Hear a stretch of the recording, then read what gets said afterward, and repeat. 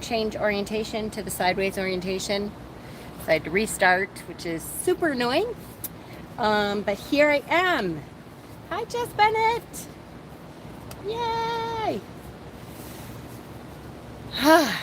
And we are here and we made it. And if I could, I did not plan well enough to make the area that I have to be in very comfortable. So you'll have to bear with me. Because all around me is covered in sand. Like the entire tent was covered with sand. And it's been so hot the last couple days that I literally have not stepped foot outside almost until today. So I didn't have a whole lot of time to figure out that it was completely covered in sand, which now I'm completely covered in sand and I feel totally icky, like my toes are like covered in sand. But anyways, okay, enough about sand, right? Hi, how is everyone? I hope you all are enjoying the weather. From what I understand, it's not just me finally that has had decent weather, that you all have had hopefully decent weather, or at least a little better. I've heard that up north has been it was in the 70s or around 70 or something. So that's good. I hope everyone kind of is enjoying the fact that spring is here. It's been 100 degrees. 80 in Lansing. Woohoo! Hi, Ember. Hi, Steven's here. Hi, Steven. Hi, Michelle. Hi, Raven. And Jess. I'm so glad Jess is back. Yay! Discuss all the chapters. Yes. So many developments, right? 79 in West Virginia. Yes. Good, good, good. It has been, for the last 3 days, it was 100 degrees here. So I did not spend a whole lot of time outside. Today is 86, and so this actually feels a lot better. And those of you who know me well know that really I would not normally be out in this, but I needed a break from inside. So this feels kind of nice, and I can live with 86 just to be outside because I've had enough. So, hopefully, yeah, see, everything that, it's everything has, Danny is still in the land of eternal winter. I know. Poor Pookie he lives in North Dakota. And even him, though, it's been 40, I think the high was close to 50 today, maybe, which is awesome. He's in heaven when it's that warm there. But North Dakota is not, hi Fatima, not the place for springtime loveliness. I always feel bad. And especially lately, he's been in the 20s when we were much better. Okay, so let me first say that the chapters that we are going over today are chapter 16 and 17. We are very near the end of this, not the entire book of this, part of the book. There are several different parts of the book, and this one has been the Mistress of Magic. For next week's reading, we're going to go 18 and 19. And then the following week, we only have one chapter. We're going to go over chapter 20, and then we're going to just kind of go over generally the entire book, because chapter 20 ends the Mistress of Magic part of the book, and then we'll move on to the next part of the book after that. So that next week will be 18 and 19, and then the week after that we will go over chapter 20 and the entire Mistress of Magic part of the book, and then we'll move on from there. These chapters have gotten, I'm already on chapter 20. Yay! Is Rushmore north or south? See, now I knew it until you said that, Michelle. I want to say it's in South Dakota, but I might be wrong. I can't remember now. As soon as I said South Dakota, that sounds wrong to me. I can't remember. But, yeah, South Dakota. Yay. Okay, thank you, Nadine.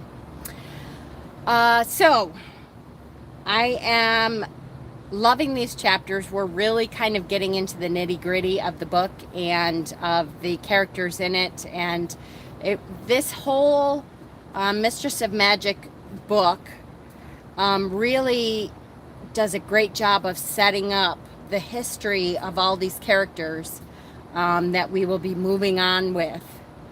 And it does a really good job of telling us kind of why people are thinking the way they are later, and what their history was, so that we get an impression, a good view of things to come. So let's start. This week we are talking about chapter 16 and chapter 17. Here is my warning, my weekly warning of, if you have not finished up through chapter 17 and you do not want spoilers, this is your time to hop off.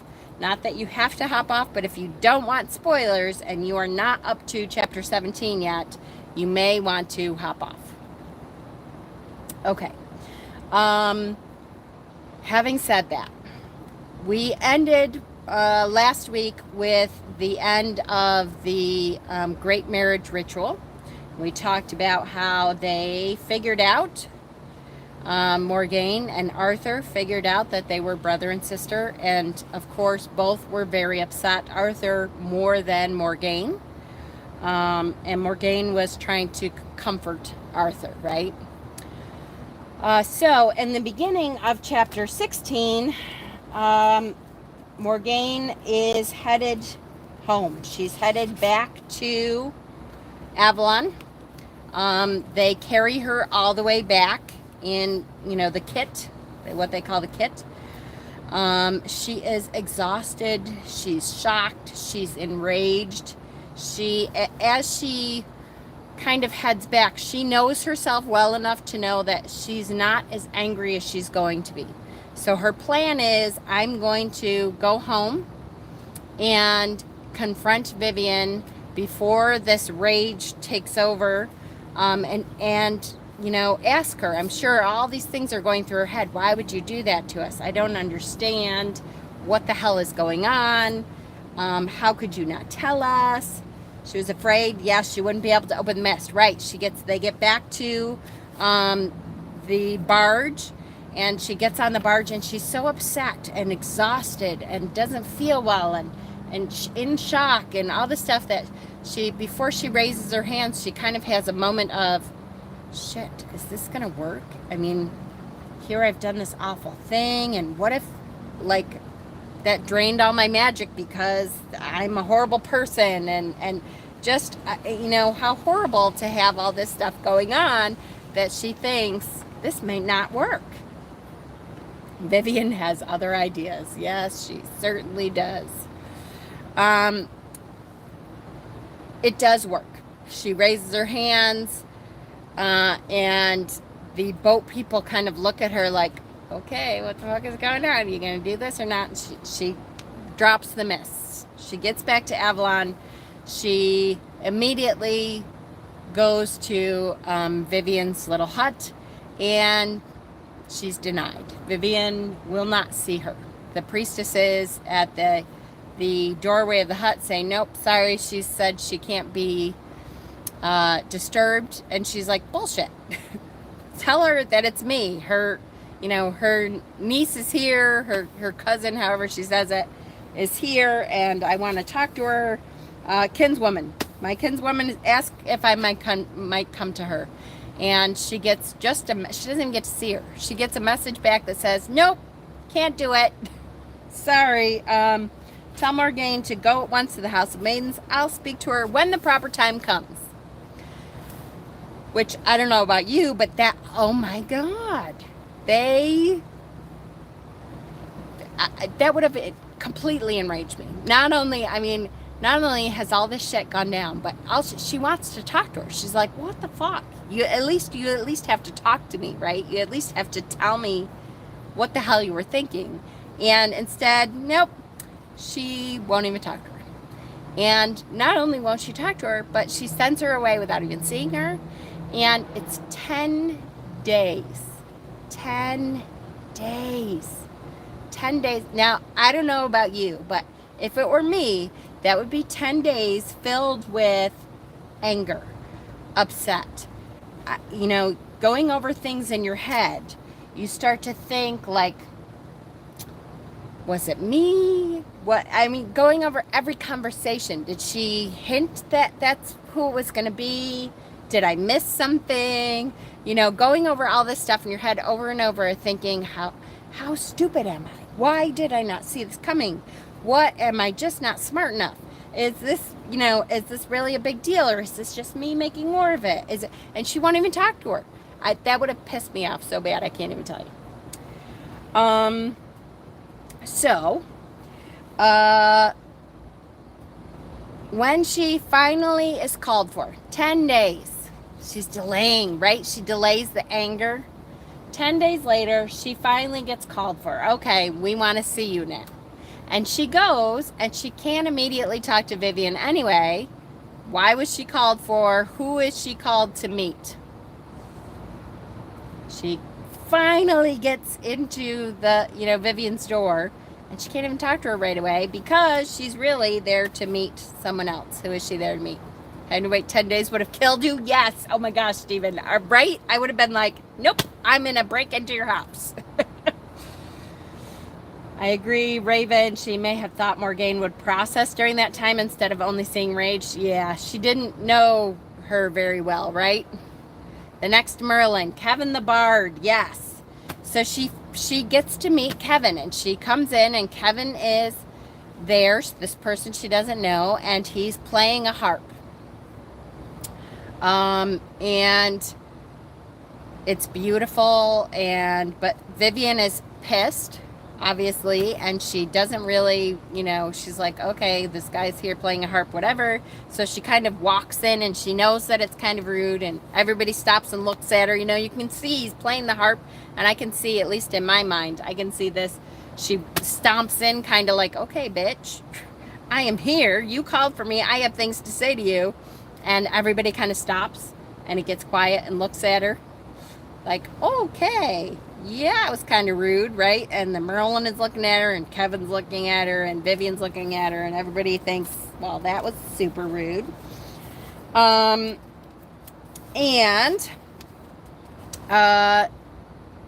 Vivian reveals almost immediately when she introduces Morgane to Kevin. She says, where is it? She says, Morgane says, I was listening outside. She says, come and listen. He is new to Avalon, but I think he might have a lot to teach us, Merlin says. Vivian says, my kinswoman Morgane, sir. She too is of the royal line of Avalon. You see before you, Kevin, she who will be the lady in years to come. So she's never even said this to Morgane, but here she introduces them and says to Kevin, at the time, Kevin the Bard, I had to chuckle at the name, right? I know, it's, you think like this awesome, it's kind of like naming your dog Spot, right? It's this weird, like, it's just Kevin. It's kind of a weird name. But how odd that the first time she says anything to Morgane about becoming Lady of the Lake, and it is like while introducing her to Kevin the Bard.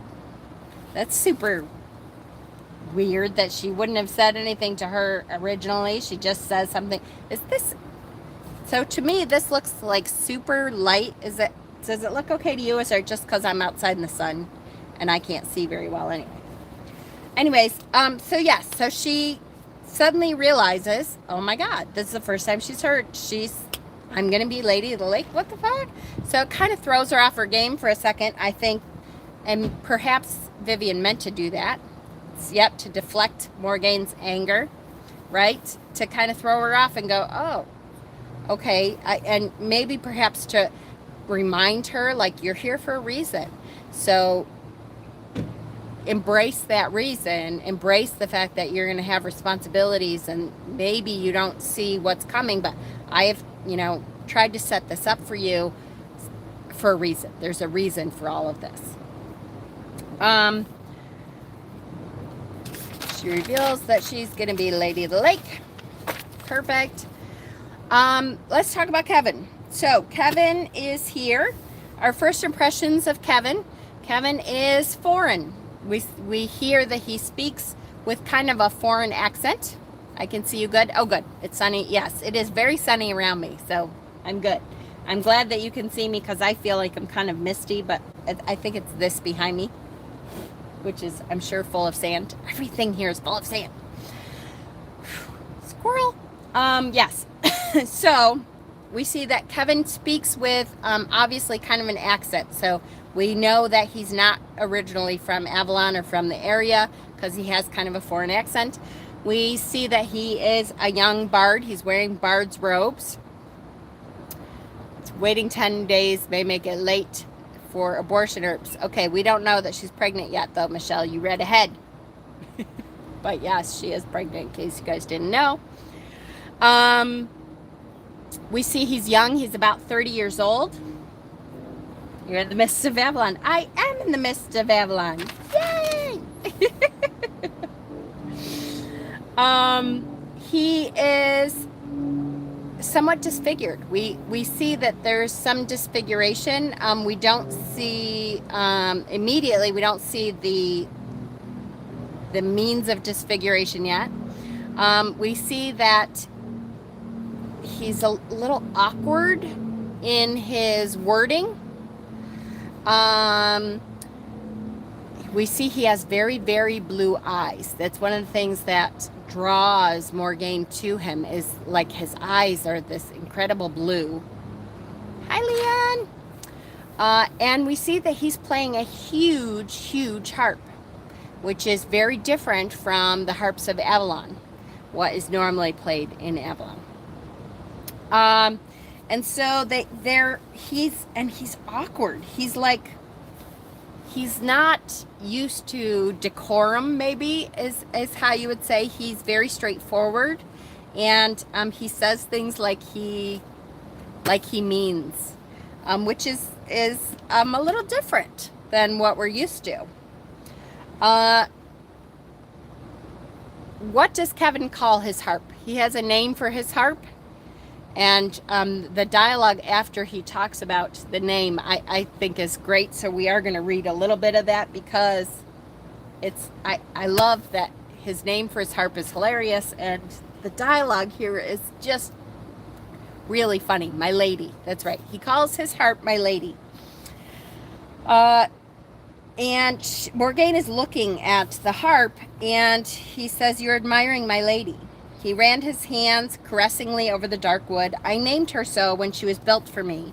She was the gift of a king. She is the only woman, whether maiden or matron, whose caresses never weary me, and whose voice I never tire." Vivian smiled at the harper. "Hi, Dakota." "Few men can boast of so loyal a mistress. The only woman he'll tolerate, right?" His smile is cynical. "Oh, like all women, she will respond to whatever hand caresses her. But I think she knows that I can best make her thrill to my touch. And being like all women, lecherous, I'm sure she loves me best." So he immediately downs women. We can tell, okay, he may not have had the best track record with women since he's very cynical. And he names his harp Milady. Yeah, right? Hate women much?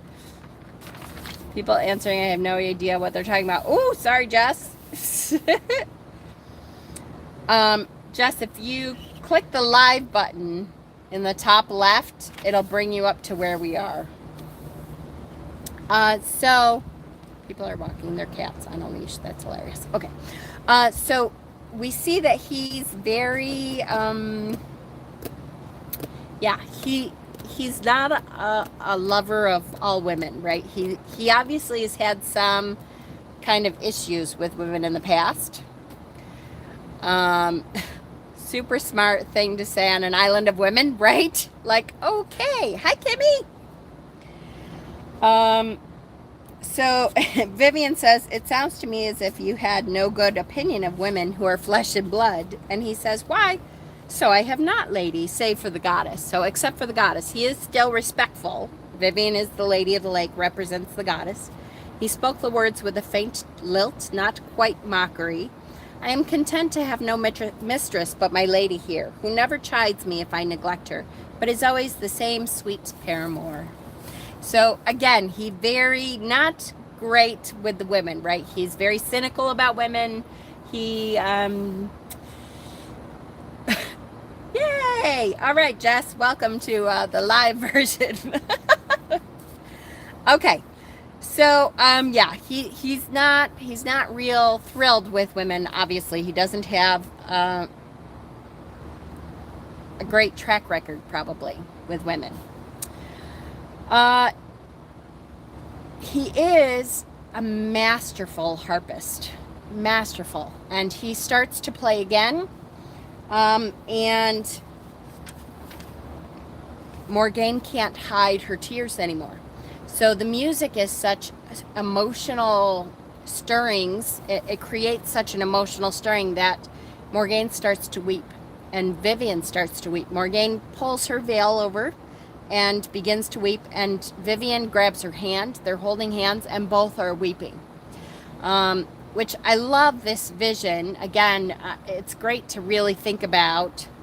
Yes, maybe he has suffered rejection due to his deformities. Ugh, so much so, and I think that too, and we'll talk a little bit more about his history for sure. Have you ever had a piece of music stir you to tears? I hope so. I hope that you have experienced that. I am what you would probably call a crier, and I have that experience all the time. I love when music emotionally touches you to the point that you can't help but come to tears. And Morgane especially needs a release, and I think it just touches the right heartstring perhaps, and she's able to release some of the frustration and the anger and the, all the emotional things that she's kind of been holding in since she got back from the Great Rite. And so her and Vivian hold hands and they weep at this beautiful, beautiful sound that Kevin is making on the harp. Yes, yes, yes. So he's absolutely a masterful harpist. So then we start talking more specifically. Morgane starts to look at his hands and his fingers. I can't listen to The Lion King. We played it in marching band. His hands are misshapen. They are lacking joints. She says they're lacking the middle joint. So in other words, they have only, either the tips are gone or maybe the middle is gone. He does not have all the joints on 2 or 3 of his fingers. And on his left hand, he's missing his pinky completely. So he only has 4 on his left hand, and a couple are missing a joint or shortened. And then we see that he has some burns and stuff also.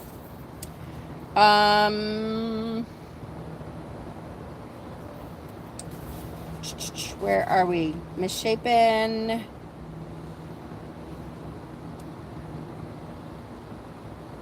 Oh, here we go. So she sees that he plays beautifully even with this deformity. And we start to talk about his harp.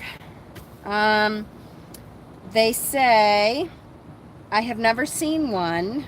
Morgane says, I have never seen one made after this fashion. And Kevin says, that I can believe. I had it made after my own design. So Kevin designed his own harp.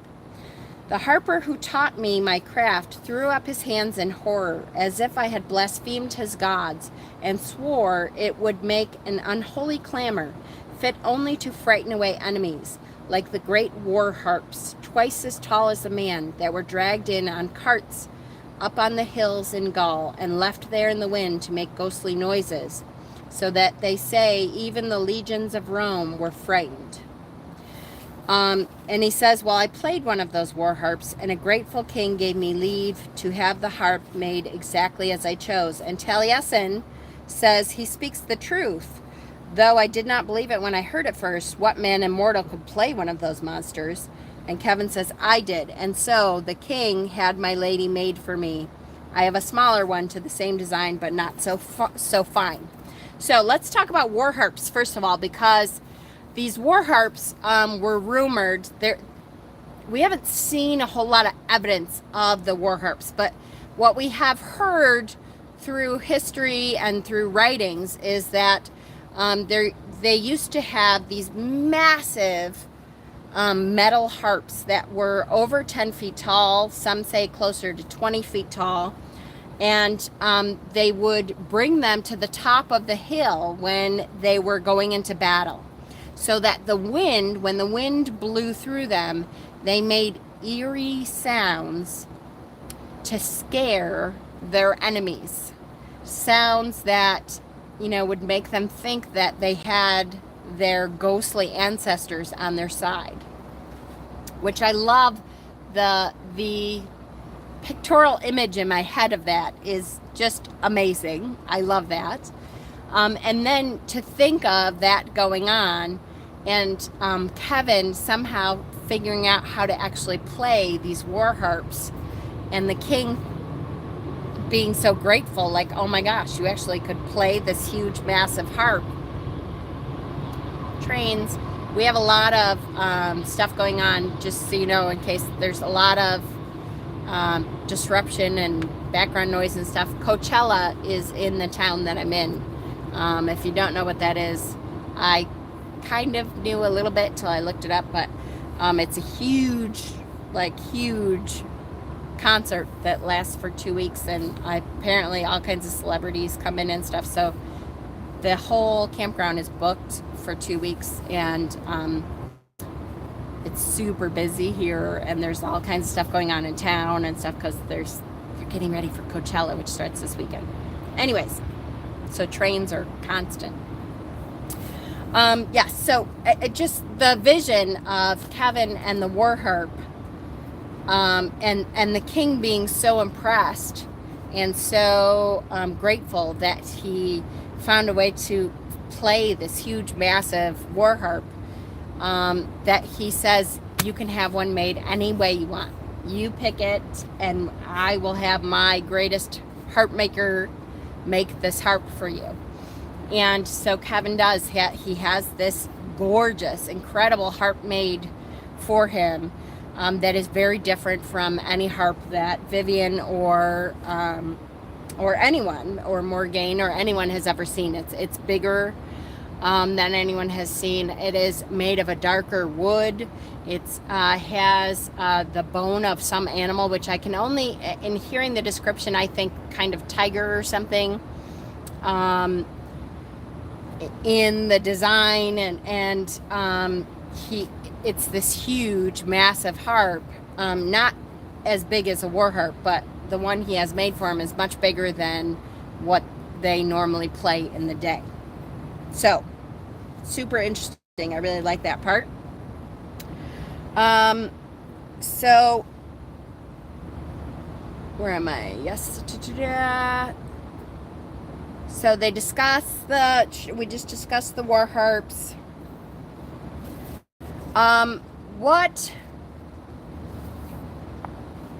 What happened to Kevin? Why is he disfigured?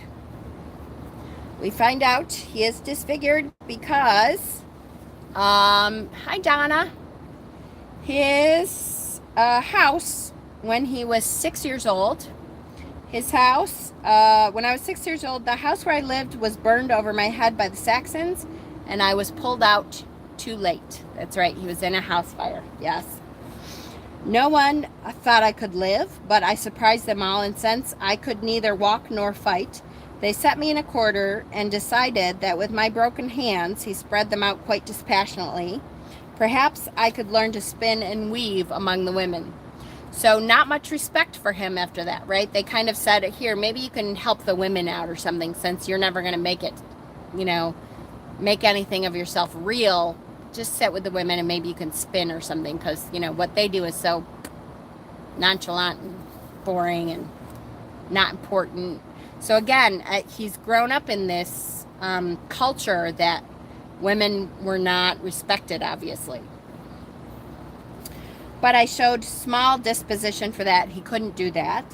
And so one day an old harper came by, and in return for a bowl of soup, he set himself to amuse a cripple. So he thought, well, I don't know, I'll help this cripple kid.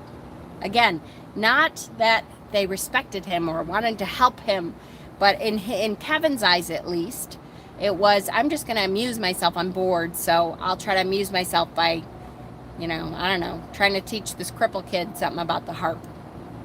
Not very, at least in Kevin's eyes. And remember that we don't know exactly what happened, but in Kevin's eyes, it was not like, oh, this wonderful harpist came and taught me. It was like something to amuse himself.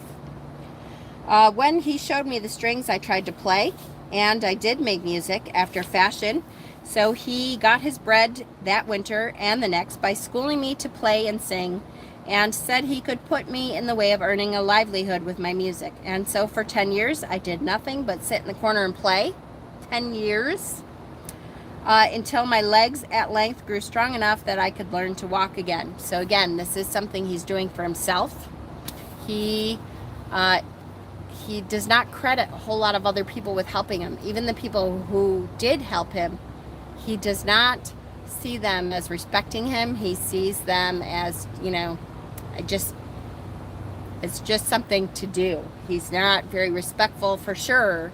And we don't know. It could be that they were not very respectful to him.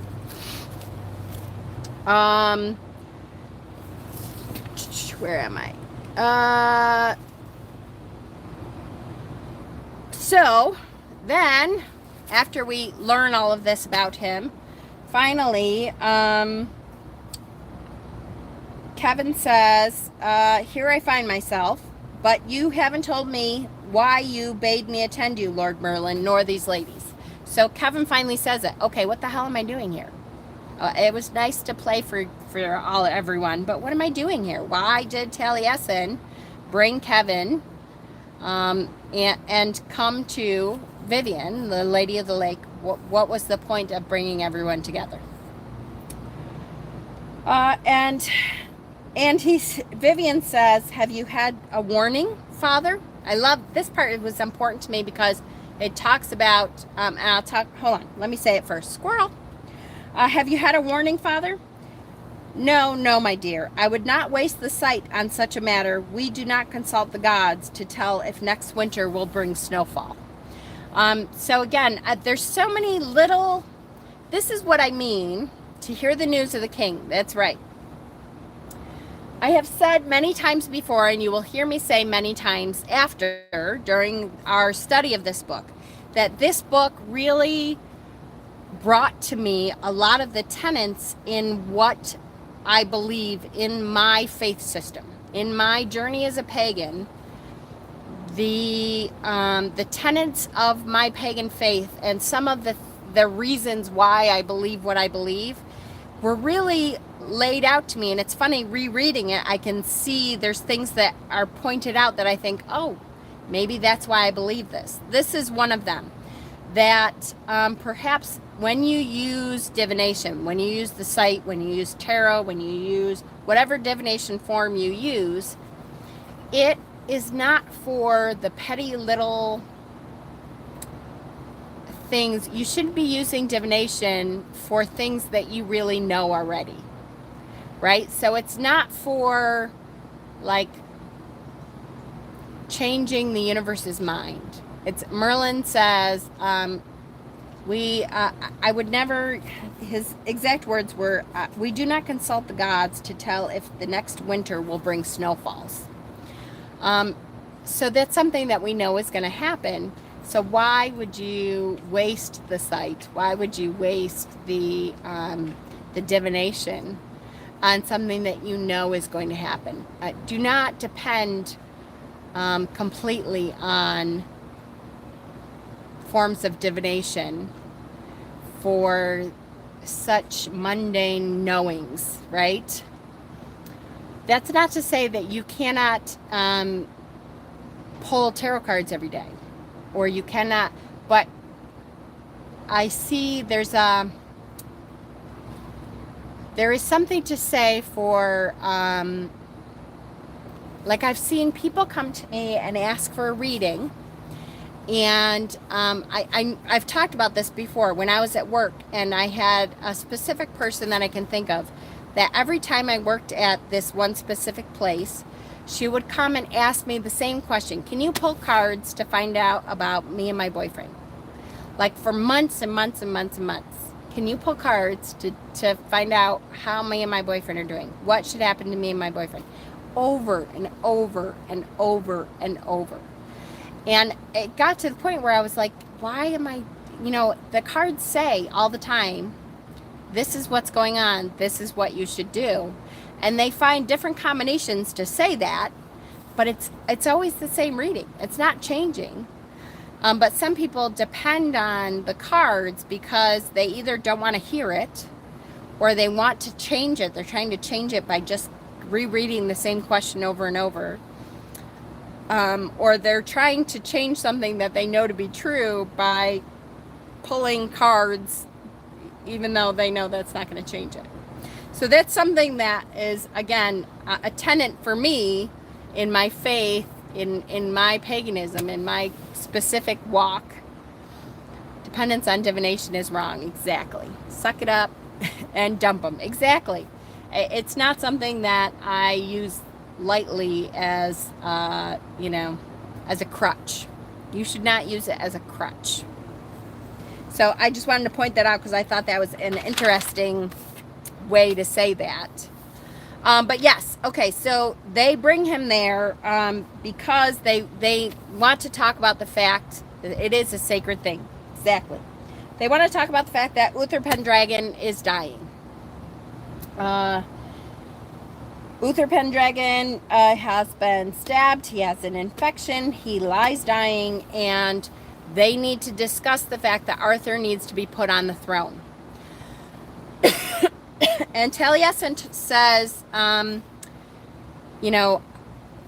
have brought Kevin here because I'm an old man. So in case something happens to me before we get Arthur on the throne, I needed the next Merlin to know what our plans are and why. Yes. So I love the way this happens because Kevin becomes the questioner. He has not been here since the beginning. He does not see all that Taliesin and Vivian has put forth to bring this Arthur to the throne. We know all the stuff that poor Igraine had to go through in order to birth this son, who is according to prophecy, is the one person who can bring all the tribes of Britain together. But Kevin doesn't know that. He hasn't been there. And Morgaine doesn't know that. She, was a little girl and wasn't involved with all that. So they are bringing together the next generation to say, this is the plan. We have, we've been planned. All of this has been planned before this, and there's reasons that this needs to happen. So in case this doesn't, in case we die or something happens to us, the next generation needs to know this is the plan. And Kevin becomes the questioner, the one to say, okay, but what if this and what if that? Right? He didn't know that the Pendragon has a son. So his first problem is Kevin brings up the problems with Arthur, which is good that someone brings it up before the people of Britain bring it up, that someone says, okay, are we sure that he's Uther's son? And I love Vivian seems kind of annoyed.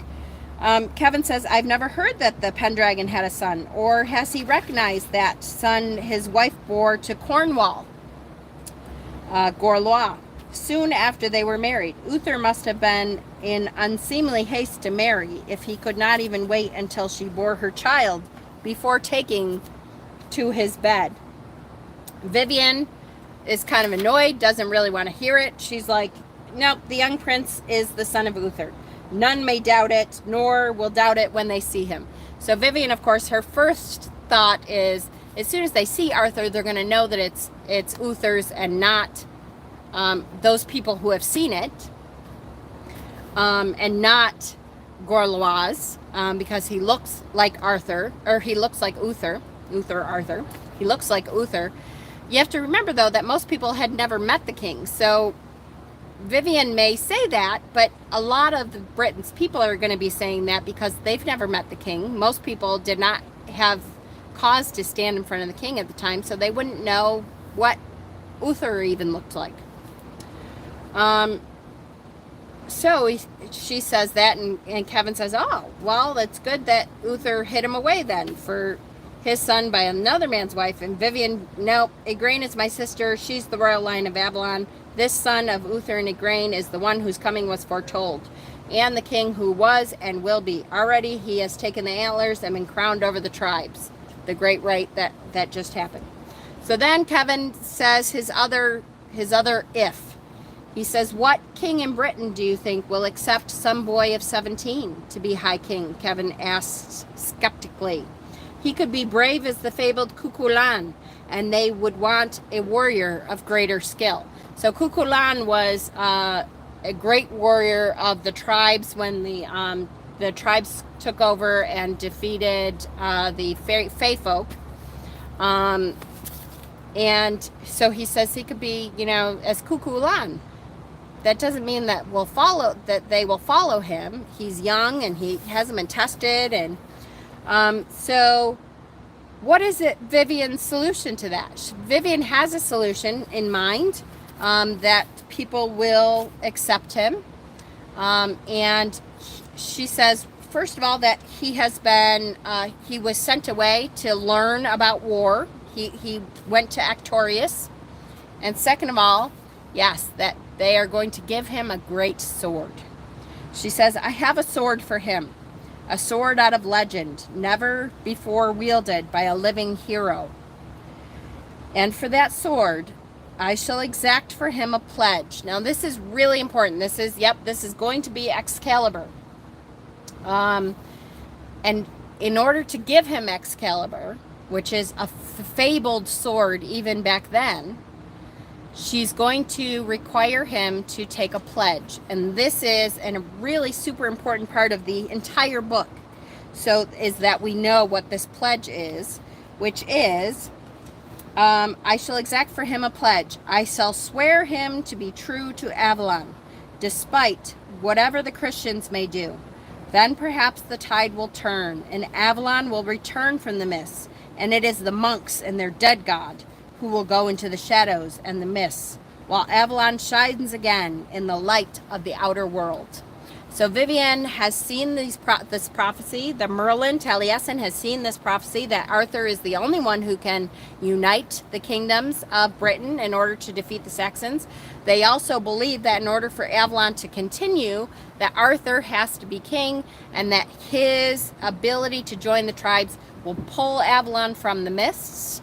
They will not continue to fade away into nothing, and that no matter what happens to the Christian world, their world can go to hell for all she cares, but it will pull the Avalon from the mist so that they are not on the edge of being forgotten.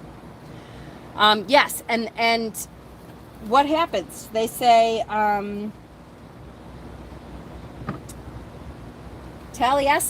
Taliesin, who knows the prophecy, as a matter of fact, says the boy has been fostered as a Christian. Will he take such an oath? How real is talk of gods against a great sword? Yes. And that's exactly what Vivian says. That gods, they can talk of their gods all they want. When they see the power and the strength and the abilities of Excalibur, they won't be able to deny that he is king. So it won't matter if they're Christians. It won't matter if they're the tribes of Avalon or the tribes of the Fae. All will be able to join under the banner of the dragon with Excalibur at his side in his scabbard. So huge. That's a huge deal. This Excalibur is just a huge deal. Morgaine thinks on the... Oh, the last thing is...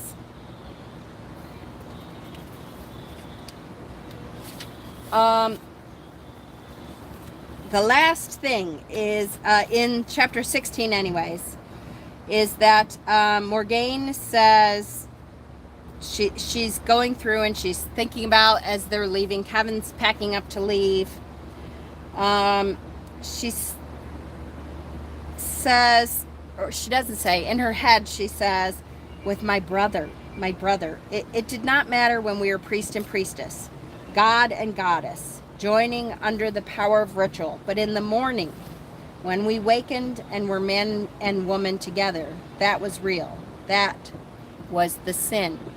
So her biggest problem with the great rite with her brother was not when they were God and goddess. And we talked last week about how at that moment of the great rite, they were, they had the God in possession of their body, and she had the goddess in possession of her body, so that they were not themselves at that moment. That would not have been such a big deal. The problem is in the morning when they woke up as themselves before they realized who each other was and they had sex again.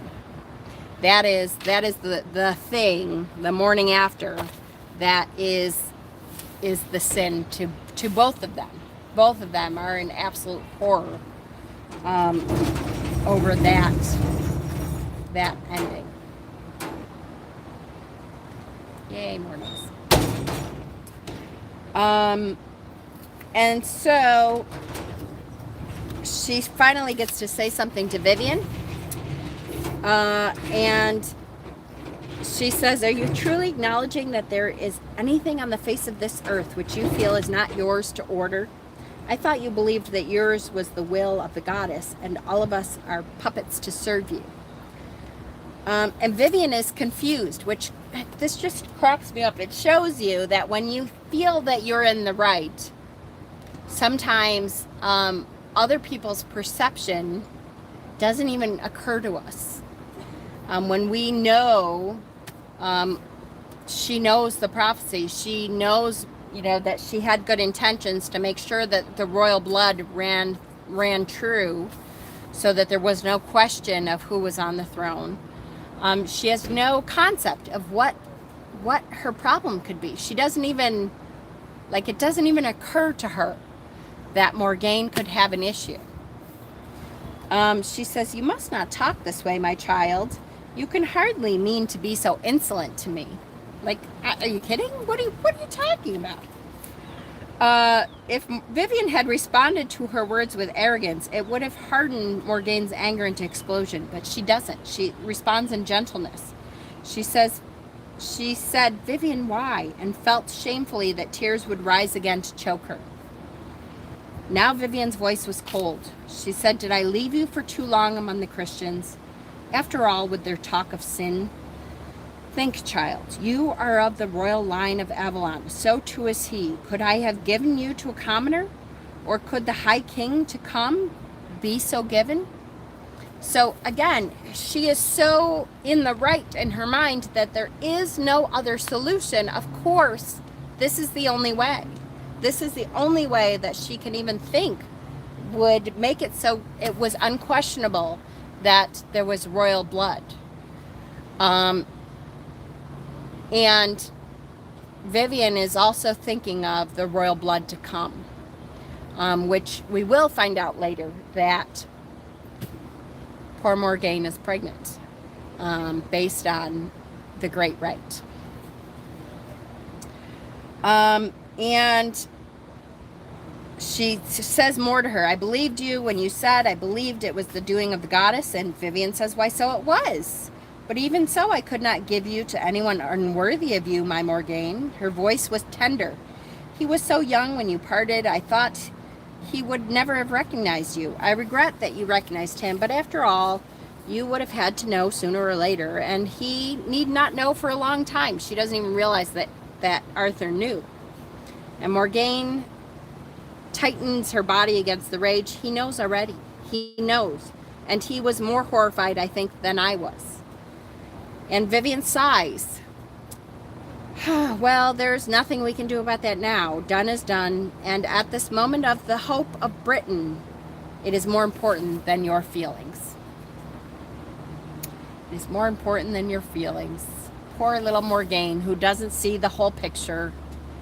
And again, being dismissed that way, even though I see Vivian's point and I see where she is coming from, the dismissal to me would be so enraging that my head would explode. I would be like, are you fucking kidding me? What are you talking about? She's so nonchalant. Oh, well, what are you going to do? That's what had happened. Oh, well, too bad.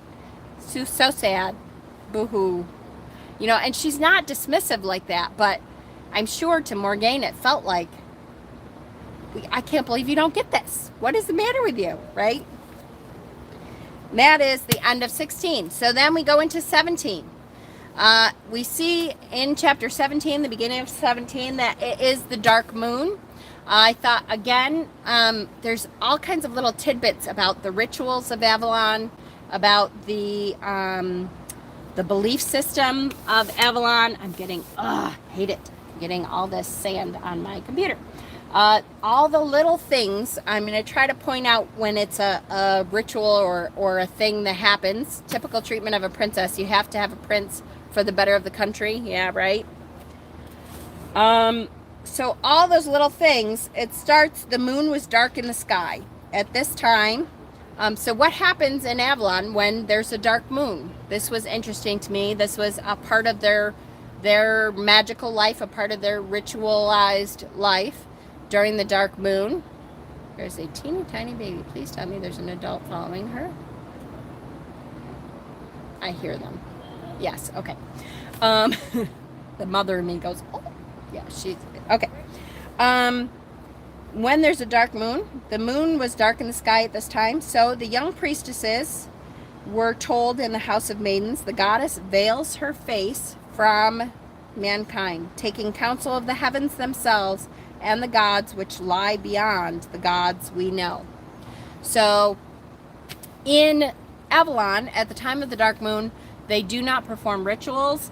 They kind of stay at home and veil their face, and they take counsel with the gods and goddesses in a very private way. They take that time as a private meeting with the gods and goddesses, and they don't go out. They don't hold other public rituals. They kind of just stay indoors and take counsel with their deity.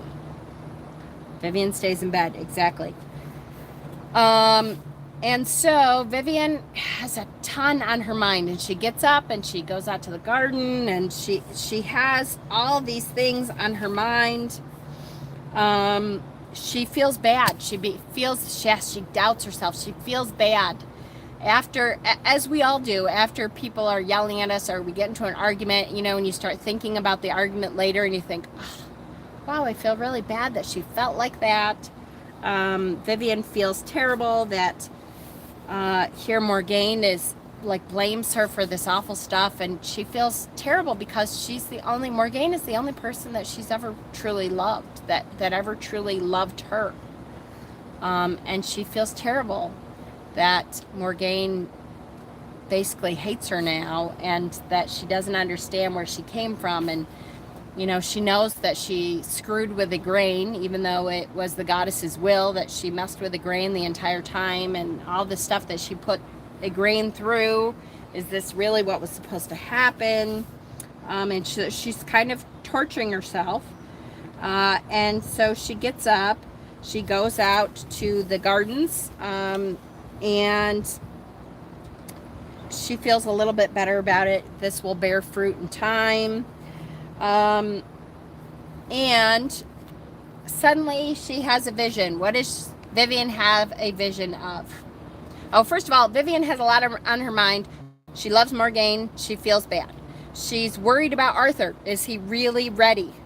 And she is old and worries that she won't live long enough to prepare Morgane for the Lady of Avalon, for the work that is coming? Will she be able to live? You know, her mother died younger than she is right now, so will she be able to live long enough for Morgaine to be ready?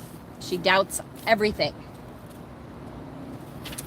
And then Vivian gets a vision. What does she get a vision of? Did Igraine actually see Vivian and think it was herself? Okay, so good question. Let's start with, she gets a vision in the clouds. She sees, let's see exactly what it says. The old death crown, yes. She sees the moment of Uther's death. So Uther is far away, and the moment of his death, she sees in the clouds. As she watched, the light grew. The red clouds formed slowly, twisting into the shape of a red dragon, coiling along the whole horizon. Then a great shooting star flamed along the sky, paling the form of the red dragon. Its brilliance blinded Vivian for a moment, and when she could see again, the red dragon was gone, and the shifting clouds were white with the rising sun. So she sees, that's what she sees the moment of Uther's death. Uther is dying at that moment, and that's what Vivian sees in the sky. She feels shivers raking her spine. A portent like this was not seen twice in a lifetime. The whole of Britain must be alive with it. So passes Uther, she thought. Farewell to the dragon, who has spread his wings over our coast. Now will the Saxons be loosed upon us. So she knows Uther was the one to hold things together, to fight against the Saxons in the meantime while his son was being grown. And so now the Saxons will be loosed. They have to hurry in order to get Arthur into that throne. And then she sees more. She sighs, and then again, without warning, there's a ripple in the air, and a man stood before her in the garden. She trembled, not with the fear which a housebred woman might feel of an intruder. Vivian had no fear of any man living, because it had been long since she experienced a true sending of this kind. Remember the sending that Igraine got of Gorlois when he was dead? A vision which intruded on her unsummoned must be of great power. Power like the shooting star, a portent such as not been seen in my lifetime. And so let's talk about what Uther says to her. Uther comes to her at his death. We see Uther's death in the clouds with the dragon, the shooting star that wipes away the dragon, Uther's death. And then the next second, Uther comes to Vivian at his death. And what does he say? What happens here? For a moment, let's read it, because this is really important crux to the story. For a moment, she did not recognize the man who stood before her. Wasting illness had grayed the fair hair, shrunk the broad shoulders, and stooped the spine. The skin was yellowed, and the eyes sunken with pain. Even thus, Uther Pendragon seemed, as always, larger than most men. And though there was little sound in the enclosed garden, so that she heard the twittering birds through his voice and saw the blossoming trees through his body, it seemed that he spoke, as always to her, harshly and without warmth. So he starts out, as he always does with her. He's not super nice to her, is not very fond of Vivian. So, Vivian, we meet for the last time. There is a bond between us, not one I would have desired. We have not been friends, sister-in-law, but I trust to your vision, for what you spoke came always true. And you are the only one to make it sure that the next High King of Britain can take what is rightfully his. So, first thing he says to her is, look, we're not buds. I know we've never been friends, but I'm coming to you to let you know that I'm gone, and it is your job now to make sure that my son Arthur gets put on this throne. Very important that's the first thing he says to her is, I trust you to do this. It was your visions that put us here. Make sure you do your job. Now she saw that across his breast was a mark of a great wound. How had it come about that Uther Pendragon, lying sick in Caerleon, had died of a wound and not of his long illness. So again, we find out that Uther dies because of his pride. Just like Gorlois, right? Gorlois died because of his pride. I don't like you, but I trust you. Yes, exactly. Perfect, yes. And same kind of thing. Uther died because he probably should not have gone out, but he does go out again. I died as a warrior would die. The treaty troops broke their faith again, and my armies could not stand against them until I had myself carried to show myself on the field. Then they rallied, but Ask, the Saxon chief, I will not grant that wild savage the name of king, broke through and slew 3 of my guard, and I killed him before his bodyguard could kill me. But we won that battle. The next battle will be for my son if he comes to the throne. Vivian heard herself, Vivian heard herself say aloud through the silence, Arthur is king, through the old royal line of Avalon. He needs no Pendragon blood to take his rightful place as High King. But this, which would have made the living Uther burst out in wrath. So, in other words, she says, Arthur has all the bloodline he needs because he has Avalon blood. He doesn't really even need your bloodline to be king. Which, of course, Uther would have been like, look, bitch, I was king. He needs my... Only called forth the wry smile, and for the last time, she seemed to hear his voice. So he kind of smiles at her like, okay, of course you need to say that. It's their rivalry together, their back and forth is well known. And he says, I doubt not it would take more even than your magic, sister-in-law, to make the lesser kings of Britain see that.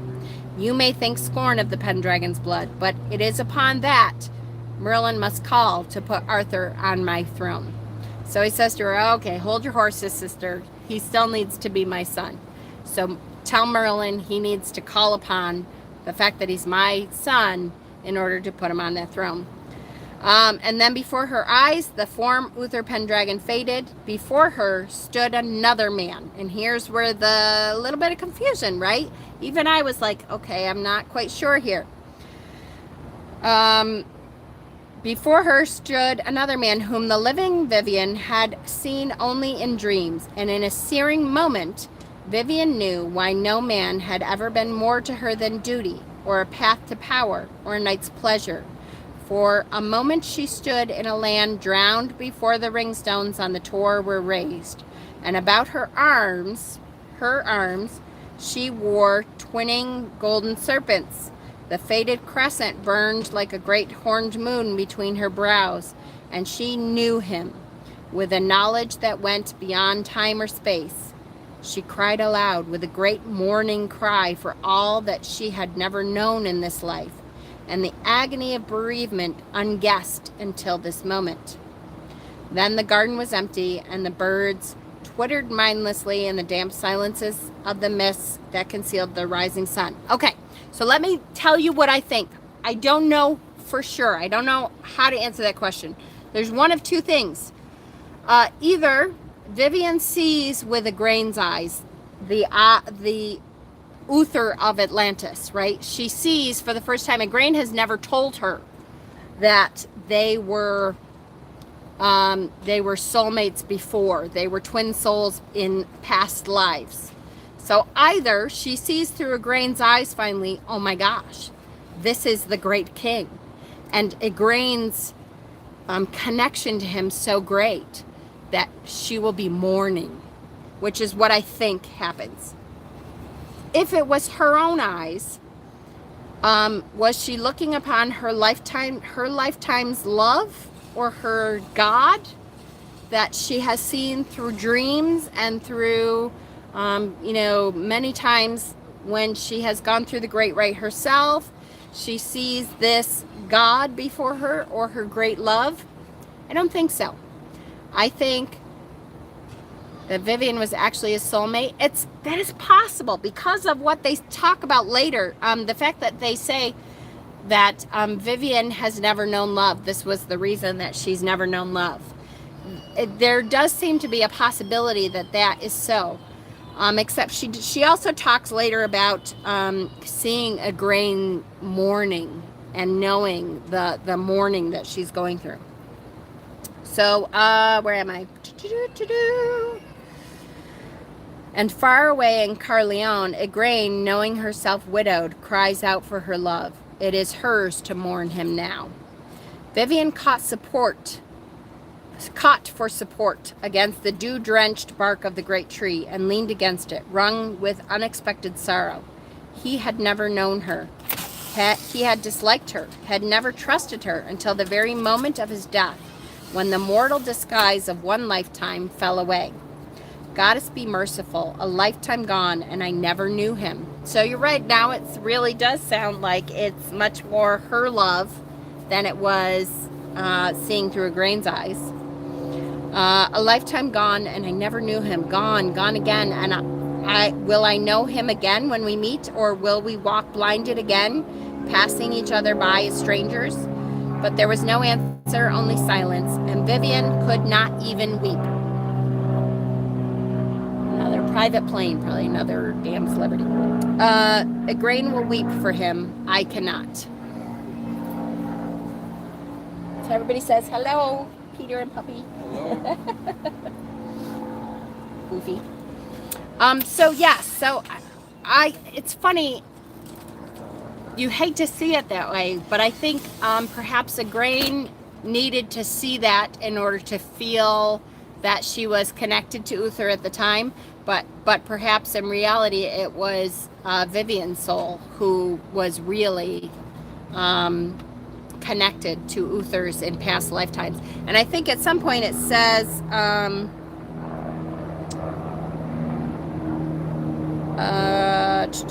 blah, blah, there's no time for that.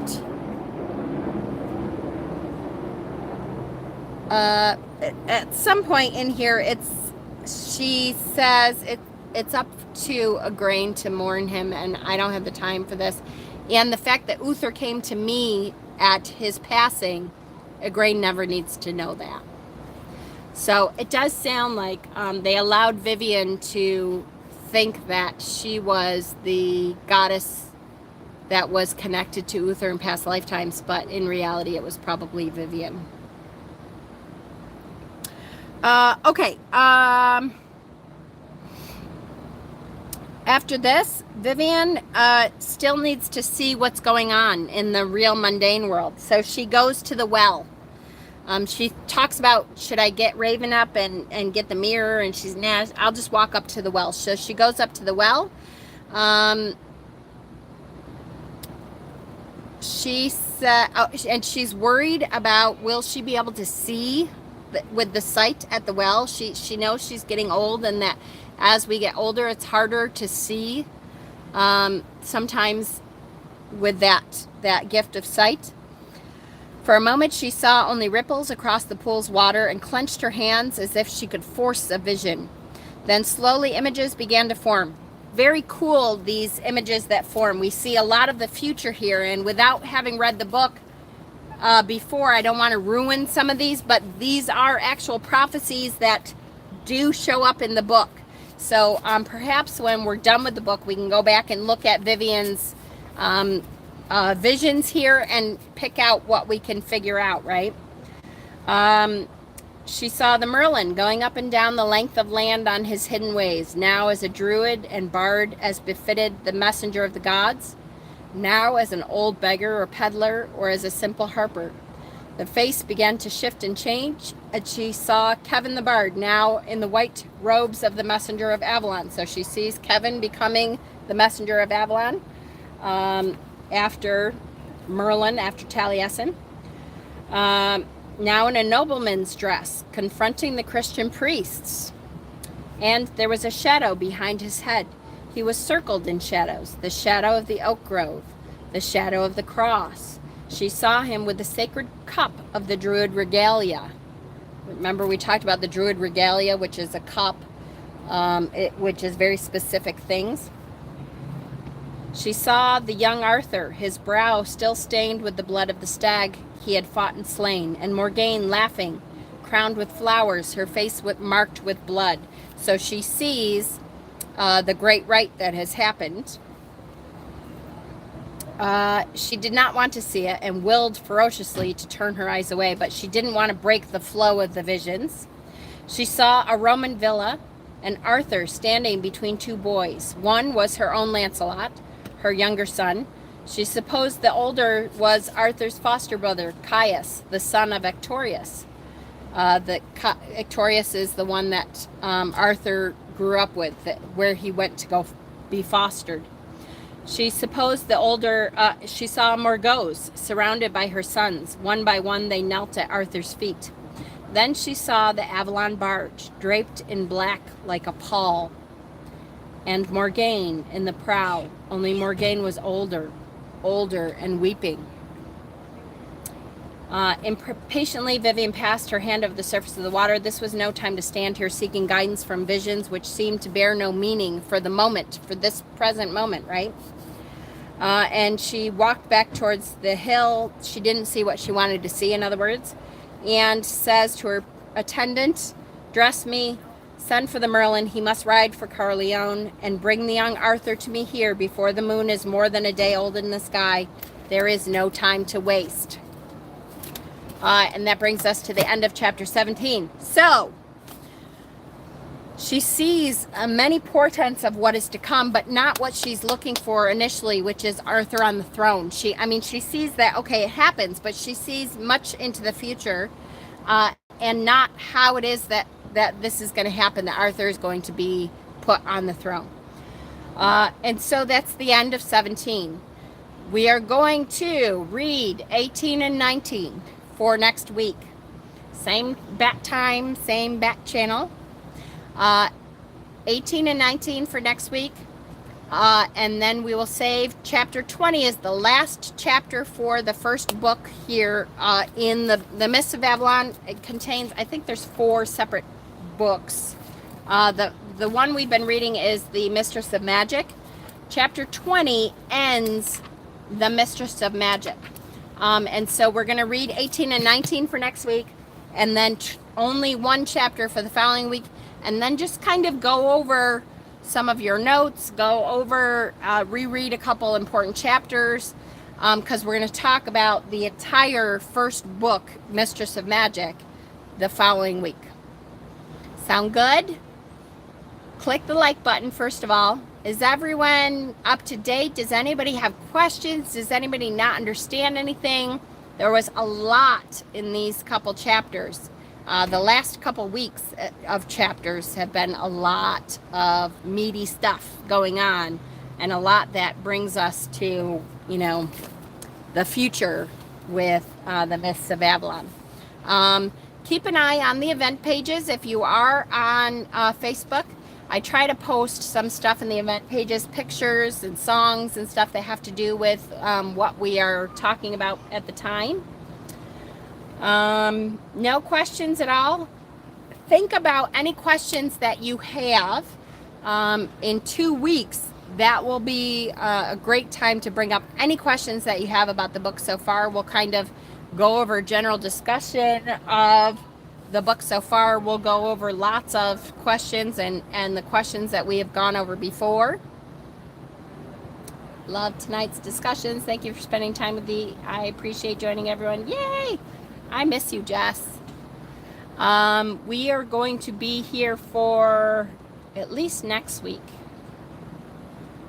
I think we move again after next week. We move the 23rd, so I don't know when that is, but and then we will still be in California. We're just going to be closer to San Diego. So, but we don't move on a Wednesday again, so we're okay. I made it so we would not be moving on Wednesdays. Oops, forgot the laundry.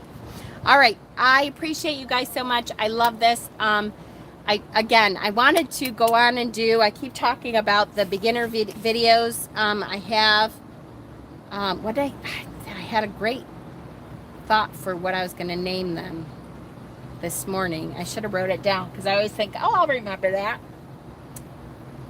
The Beginner Witch series, I did that already. I was thinking of something with coach, like the witch coach coaching witches. I don't know. So I had something to do with the word coach. Where in the world is Mama? That's right, San Diego. Closer to San Diego. I'm excited. All right, I love you guys. You guys have a great night. I will be posting those soon. It was so hot that I could not do it. It was like 100 degrees, but it's supposed to be cooling off. So hopefully this week I will have some time to do that. And I'm going to be doing readings on Joe's channel on Thursday. So if you guys, you have to buy balls. He's doing a ball show on Thursday. So if you guys are interested in getting a reading, check Joe's Curiosities. Yes, the 13th Scully ritual. Yes, that's a good. I will write that down and get that up soon also. And if you're interested in readings in general, like a private reading, just message me. I don't have a problem with that. All right, I love you guys. Thank you so much. Next week, 18 and 19. Good night.